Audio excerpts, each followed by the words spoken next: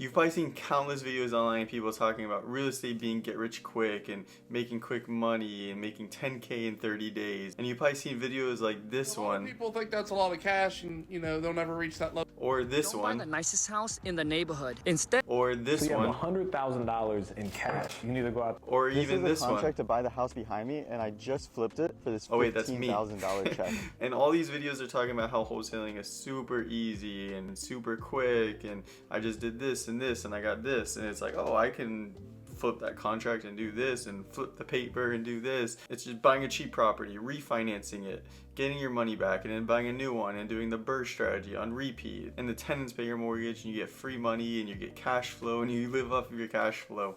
You've probably seen countless videos like this and read countless books like this. And I posted one of my videos because I'm also guilty of posting videos like this, because at the end of the day, these videos get views. This is how people get views. People build their whole channels off of just doing these style videos because they get views and they perform well. And maybe I'll make more in the future, maybe I won't. It kind of hurts me, like it hurts my like internal soul a little bit. Like, this is how I flipped this to make this in 30 days, and it's like, bro, I know how much work went into that deal, but yeah, it is what it is. How I kind of look at those videos is like, it brings in the audience, and then the audience watches your content and realizes like, okay, it's not really like this guy's cool, but whatever, that's just a whole different topic. People watch these videos, you've probably watched these videos, I've watched these videos, and I'm like, oh, that's exciting. Flip the paper, do this, buy, fix, repair, rehab, refinance, buy more, live off cash flow, get 10K a month, live off of that, travel the world, have rental properties, get Section 8s, government pays my rent, you know, whatever it is.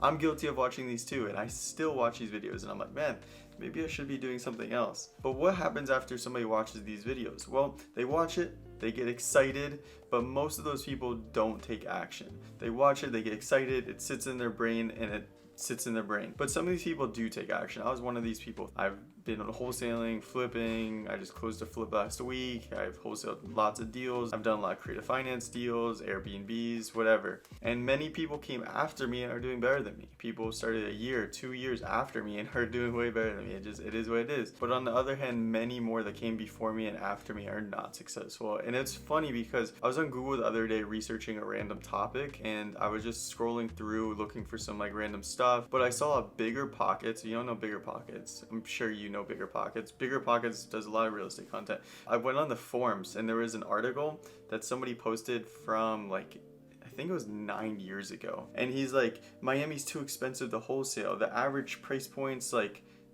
100 to 200,000, where other people's markets is like under 100.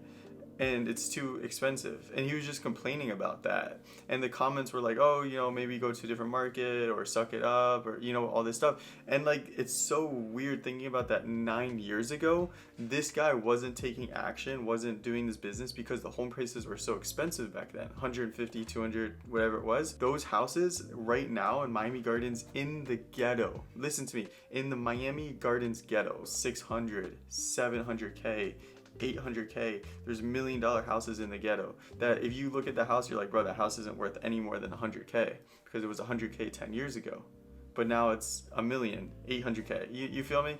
So it's like weird seeing that post, because 9 years ago that guy was getting held up on that. What are we gonna get held up on now that looks in the future? You know, it's kind of like 2020 where the prices doubled, but people didn't want to buy in 2020 because they were scared about the market and all this stuff. The point of this rant was to kind of tie into that point where it's like, man, you have to take action and not get held up on all these little details and just keep going. Because that guy 9 years ago, imagine he bought a property 5x in value, right? That's kind of crazy to think about. But then to wrap it up into the point, which was what my video is supposed to be about, that was a rant.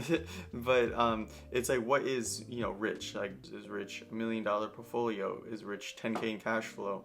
Is rich just one deal a month? Like, what is rich? And how much are you willing to work to get rich, right? Because me and my business, especially last year, pretty much my whole time, man, I've worked 24/7, 10, 12 hours a week, like skipping stuff, not doing stuff, just working.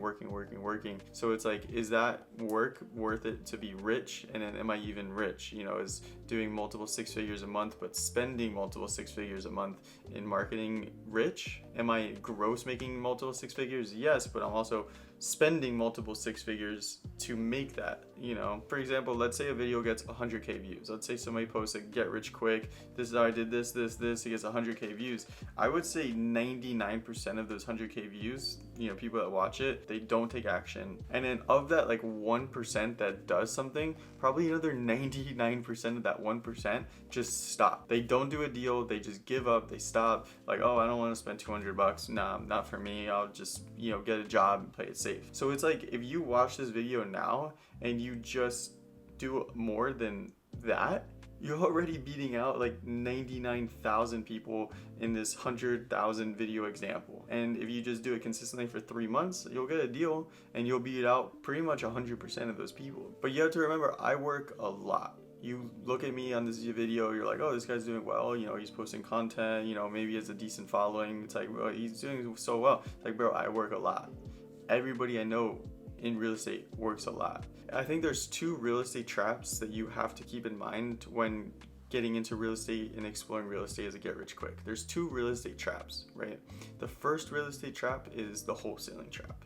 And the wholesaling trap, what that is that's something that I fell victim to, so I could talk on this from first-hand experience, but is where you just want to keep wholesaling. Quick money, quick money, quick money. And you fall victim to not closing on the deals and just quick money, chasing deals, building a business, doing deals fall through. And it's just like every month, it just feels like you're doing the same thing, right? And it's kind of like a 9 to 5 where it's like, wake up at 8, go to work at 9, leave at 5, get home at 6, and like trying to fit in stuff. And like the wholesaling wheel, like the wholesaling 9 to 5 is the same thing. And then there's a second real estate trap, which I have not fallen victim to, but I know countless people that have, and countless people that sold their portfolios because of this. And that's the rental trap, where it's like, oh, I can buy a rental, get $200 cash flow. You know, so let's say you're spending 100K, $200 cash flow, and you know, I'll buy 10 of those. I'll get 2K, I'll buy 100, I'll get 20K. But the problem is, let's say you're starting with 1, 2, 3. Well, one thing happens on that property, you know, the refrigerator breaks, the toilet breaks, the roof needs to be repaired. That's a year of your cash flow gone. So you're not making money. Like, there's no cash flow. You're spending money. You spent money to buy it, and now you're spending money to run it, and now all the money that you were making in cash flow is being used on that. And that example, you know, $200 is low. Most people wouldn't consider anything under $300, but you know, it can apply to anything. Like $1,000 cash flow, one little thing happens, you're set back. And that's another trap where it's like, I own so much property, I'm, you know, portfolio rich, real estate rich. My net worth is multiple 7 figures, but I'm not actually making money. It might sound like I'm complaining. I hope it doesn't. This is like kind of constructive, but I do prefer this over a 9 to 5. I'd rather have both of those over a 9 to 5, but it's still like the same concept. So a recap, is real estate get rich quick? Kind of, yes and no. Is it easy? No. Do things happen? Yes. Do deals fall apart? Yes. Is it hard? It can be very, very hard, and it can be like mild hard. Is it like social media portrays? Kind of. You know, people are making those checks. I did make that check in that first video I posted, but did I put a lot of work into it? Yes. Did those people put a lot of work into it? Yes. Did they talk about the 6 months of follow-up and the countless people they spoke to and all these things? No. Can you make more money in real estate than a job with way lower barrier of entries? 100%.